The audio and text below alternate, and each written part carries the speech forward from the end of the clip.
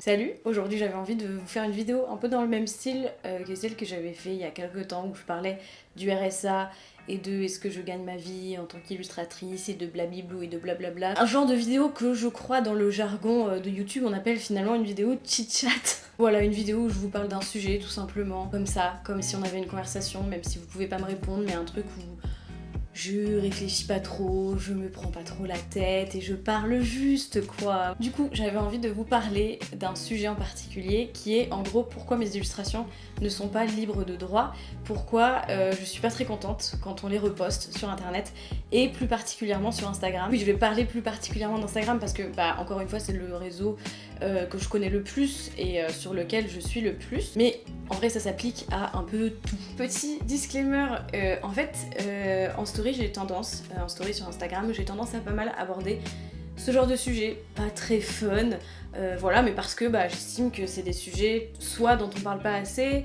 soit dont j'ai envie de parler, ou j'estime que les gens sont peut-être pas forcément au courant et j'ai envie de les mettre au courant, ou alors c'est pour parler de pratiques que j'estime être pas ouf et que je trouve que ça devrait un peu cesser, en tout cas voilà. En fait j'ai remarqué que c'est quelque chose qui plaît pas forcément aux gens quand on aborde des sujets un peu sérieux, pas très fun, qui parlent de pratiques d'autres personnes et tout. J'ai l'impression que parfois il y a un peu une injonction à la positivité.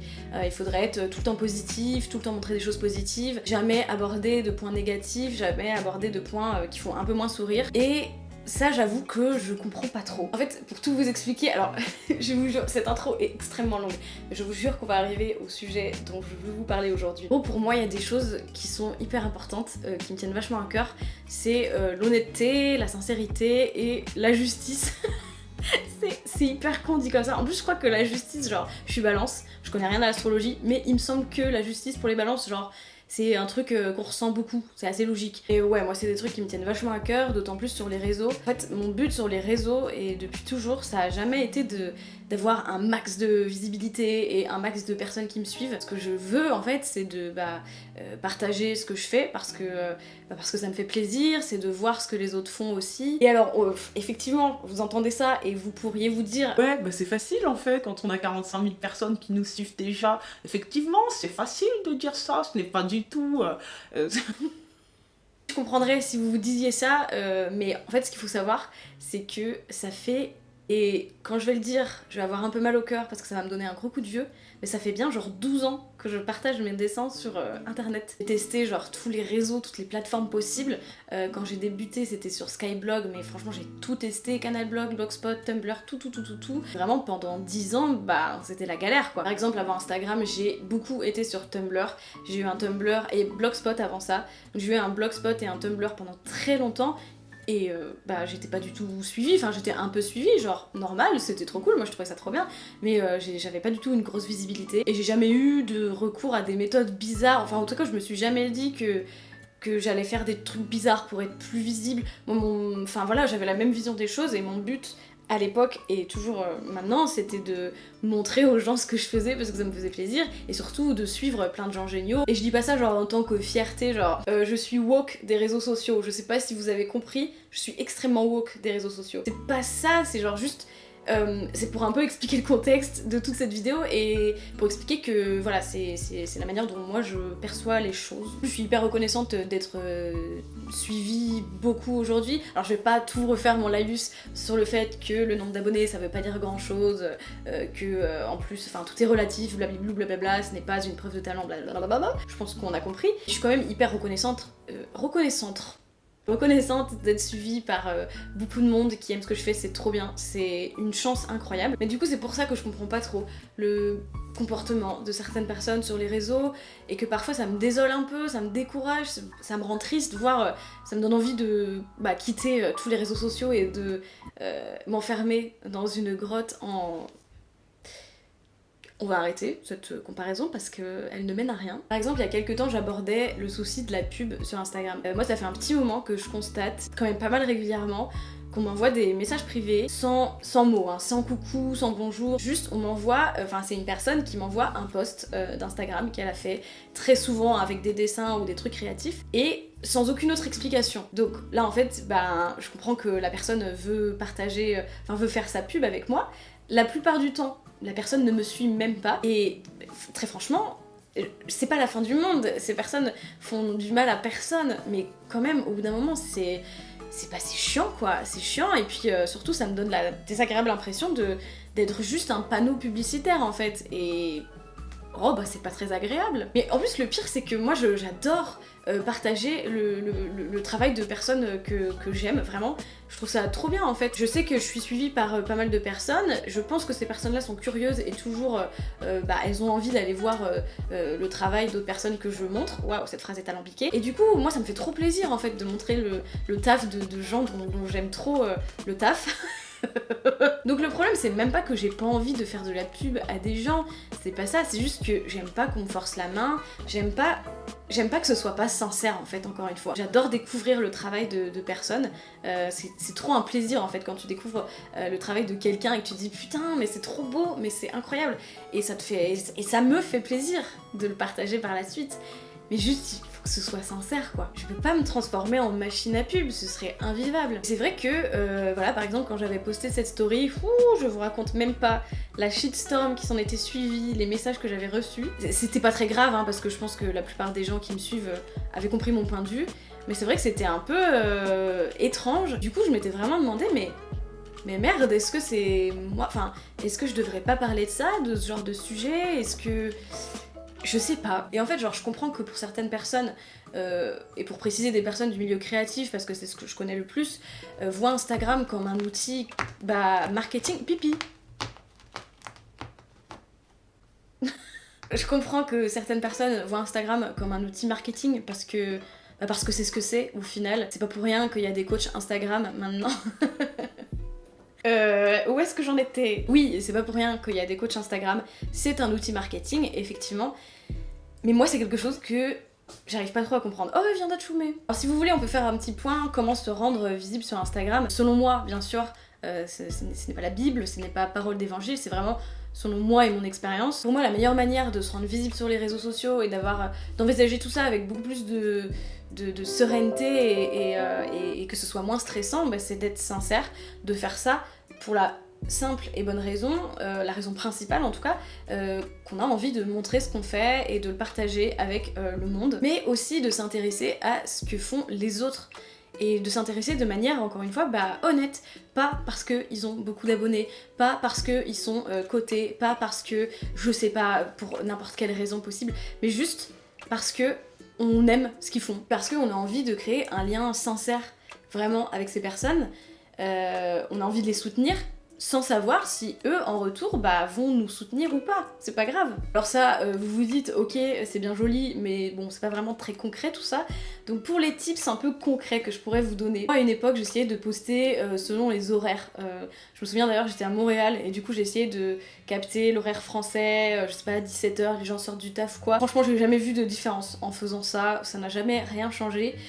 Par contre, ce qui a changé à l'époque, beaucoup, c'était de mettre des tags, en fait. De bien cibler les illustrations que vous postez, selon ce qu'il y a sur le dessin, et de bien cibler vos tags, genre gouache painting, Illustrator sauf Instagram. C'est un tag tout bête, mais je sais qu'à l'époque, j'avais l'impression que ça me ramenait quelques personnes qui venaient voir ce que je faisais, et qui s'abonnaient ensuite. Je sais pas, pour moi, c'est un truc assez concret pour le coup, qui à l'époque pour moi a pas mal fonctionné, et je sais que moi aussi j'allais voir ce que les gens faisaient sur les tags et c'était assez cool, je trouve. Deuxième truc un peu concret que je pourrais vous dire, c'est d'être régulier, de poster souvent en fait, de pas se décourager, parce que je sais que pas mal de personnes ont en fait ce truc où ils veulent obtenir des résultats tout de suite, et que si ça marche pas tout de suite, ils sont découragés et ils abandonnent.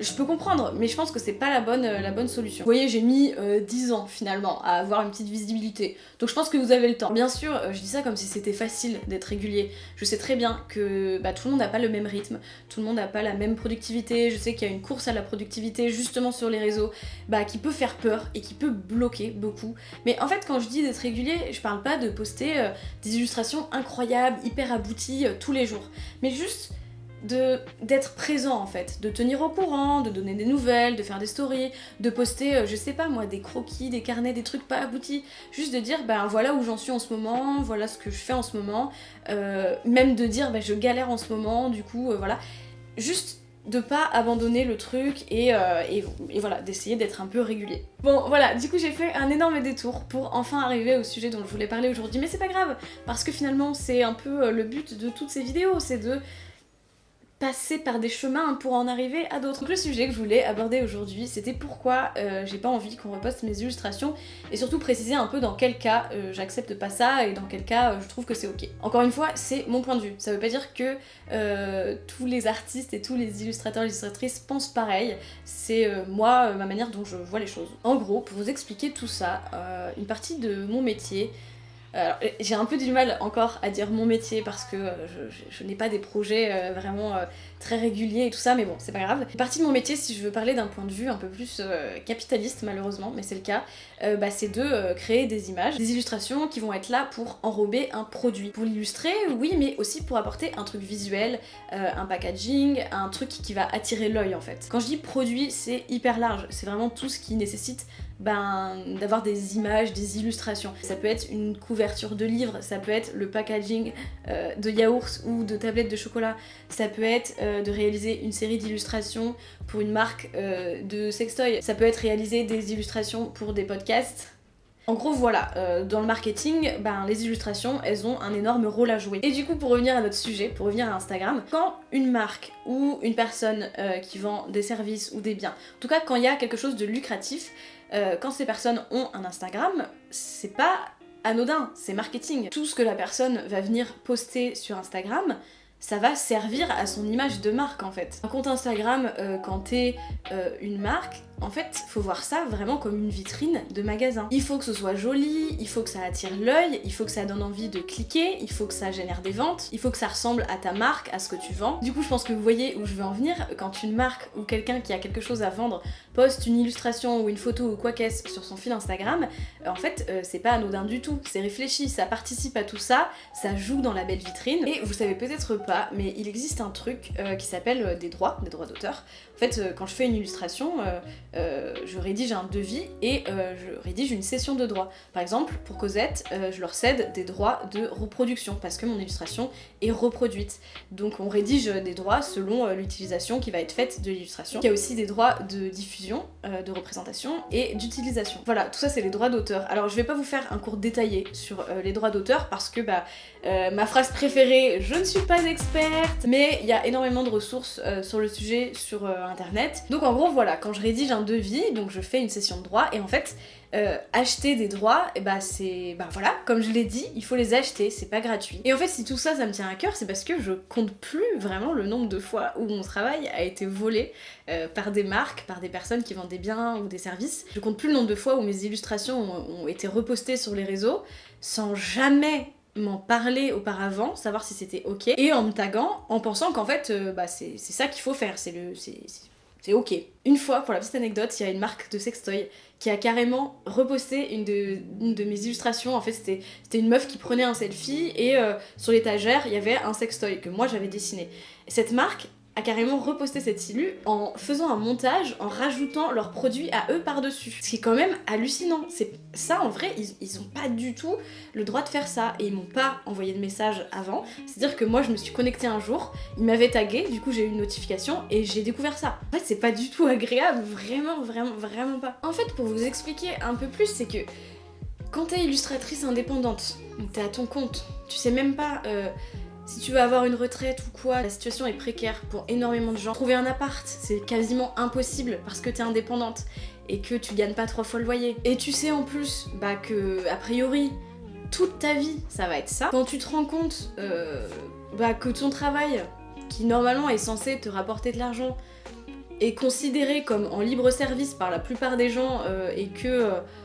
clairement ils se servent comme ils veulent sans même m'envoyer un message avant. Franchement, au bout d'un moment, c'est hyper décourageant en fait. Ouais, on dirait que je vais pleurer, mais c'est pas du tout le cas. C'est juste que j'ai beaucoup toussé et du coup ma voix tremble. Je ne vais pas pleurer, je vous rassure. En fait, ouais, voilà, quand toi t'arrives même pas à vivre de ton travail et que les autres, mais en ont rien à faire et se servent, ouais, c'est décourageant. Et ça me désole un peu de voir qu'il y a des gens qui comprennent pas que c'est agaçant tout ça et que en fait cette colère elle a besoin d'être exprimée. Je trouve que c'est normal quand tu Déjà je trouve que c'est normal de parler de sujets, de nuancer un peu la vie d'illustratrice, d'artiste, qui peut être vue comme un peu, qui peut être glorifiée parfois alors que vraiment pas du tout. Je trouve que c'est normal d'aborder ce genre de sujet et en plus je trouve que c'est normal quand tu ressens des trucs négatifs d'en parler tout simplement, car ça fait du bien, car sinon on garde tout pour soi et c'est pas très sain. Et d'ailleurs je voulais revenir sur le fait de créditer. En fait la plupart des gens pensent que juste créditer l'artiste bah c'est ok et ça suffit en termes de droit d'auteur, alors que bah du coup comme je l'ai expliqué non pas du tout.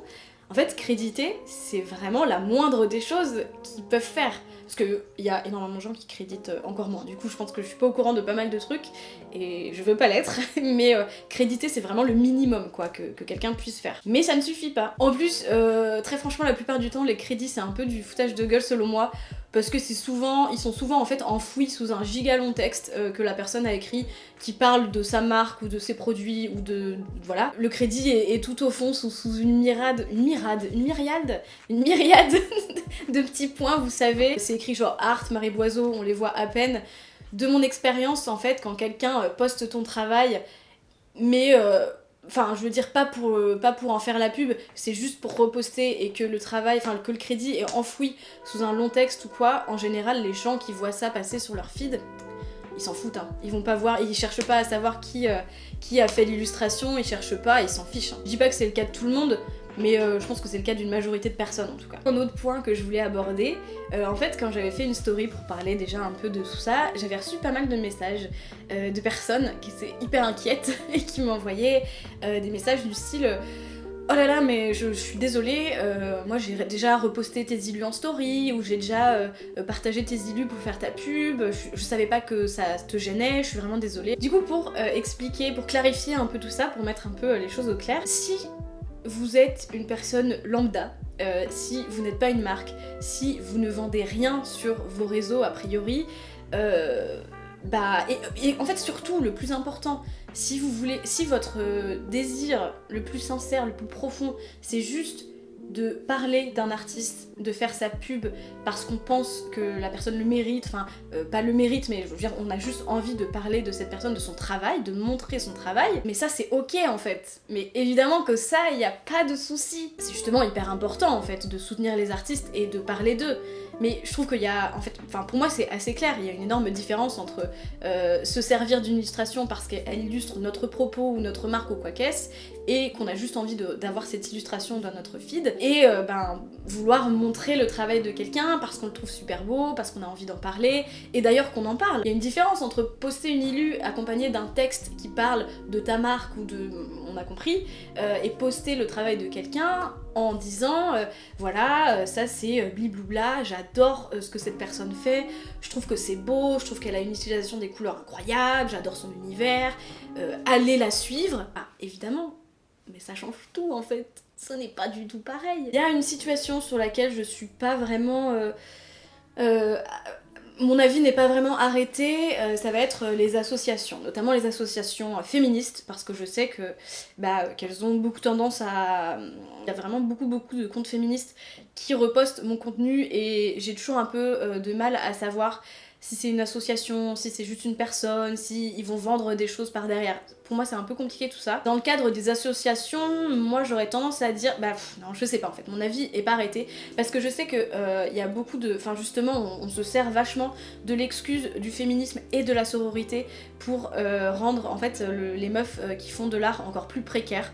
On va voler leur travail et puis on va venir leur dire Ah oui mais c'est pour la sororité en fait, c'est les femmes, tu penses aux femmes. Oui mais moi je suis une femme en fait. Donc comment on s'en sort? On ne va pas s'en sortir en fait là. D'un côté on pourrait aussi considérer que effectivement c'est une association, donc a priori y a rien de lucratif derrière. Bon voilà, je sais pas. Franchement je pense que si je gagnais ma vie très très bien, j'aurais aucun souci à ce que mon travail soit utilisé dans le cadre d'associations ou quoi, de trucs militants. Je sais pas en fait, je sais pas. Mais en fait, ce qu'il faut retenir, c'est que dans tous les cas, si vous avez un doute, si vous ne savez pas, le mieux à faire, c'est d'envoyer un message au créateur, en fait, tout simplement.